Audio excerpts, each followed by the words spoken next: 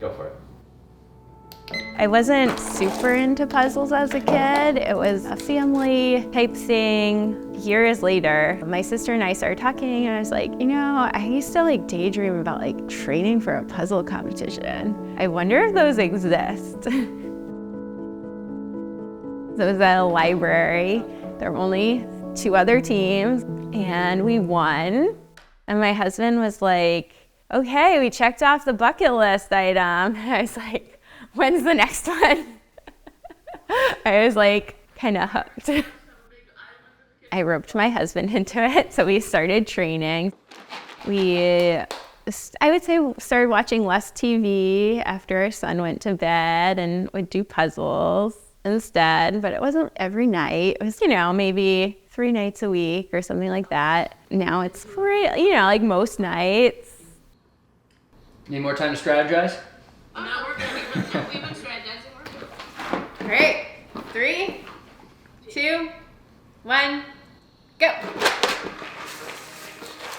Speed puzzling is putting together a puzzle as fast as you can, either racing against yourself and just timing yourself, or racing against other people. You beat Dan.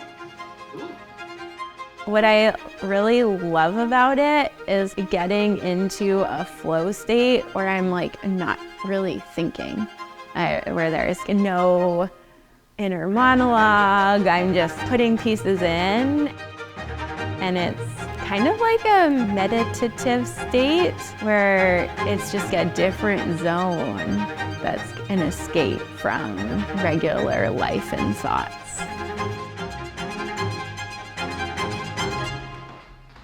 So different types of puzzles include cardboard puzzles and wood puzzles. So many people have never experienced a wood puzzle. This is a wooden puzzle, and I don't think I would have gotten into wooden puzzles if they hadn't been used in some speed puzzling competitions, but now I'm definitely a fan.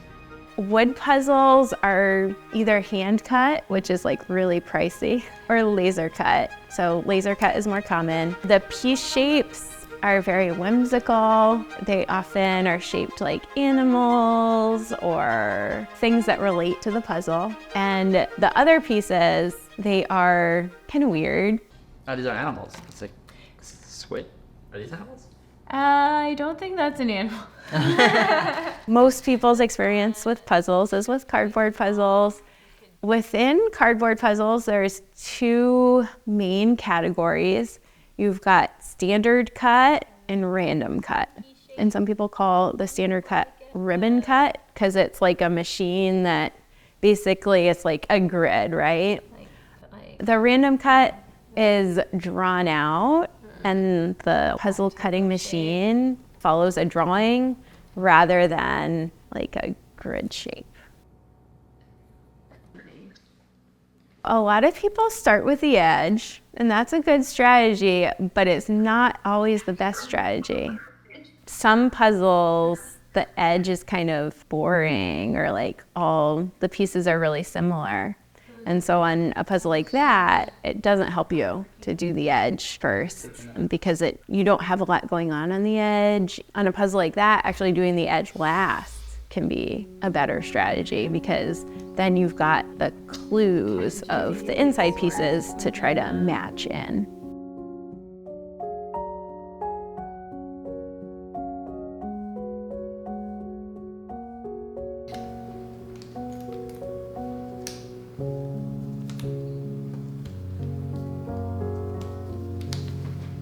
Okay, we're done.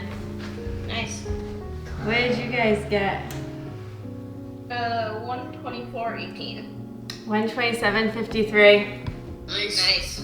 Local libraries are a great place to get started, and those are more relaxed and low-key. But then they've also got puzzle competitions at the national level where there are over 100 teams competing.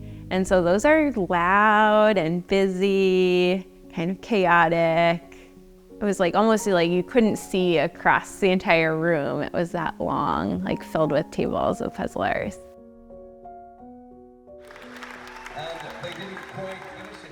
You asked me what got me hooked on like the speed puzzling, and it was the winning initially.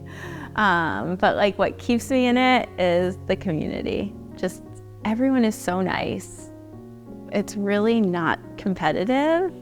I know that sounds weird because by definition it's competitive. It doesn't feel competitive. Like I'm always happy for people that beat me because they're all my friends. And I'm always happy when someone I don't know beats me because that's like super exciting that there's like this new person that I have to meet and like fangirl over.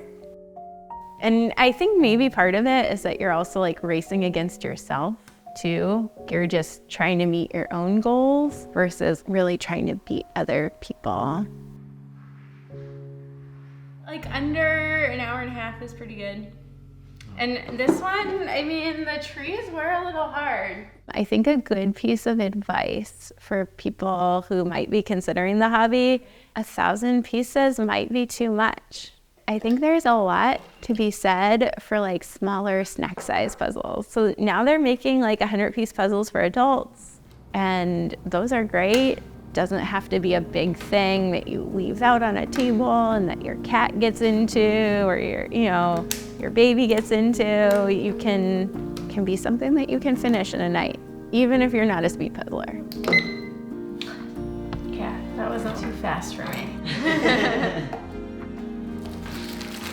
Thanks for watching. Subscribe to discover more hobbies and visit notjustahobby.com to learn more.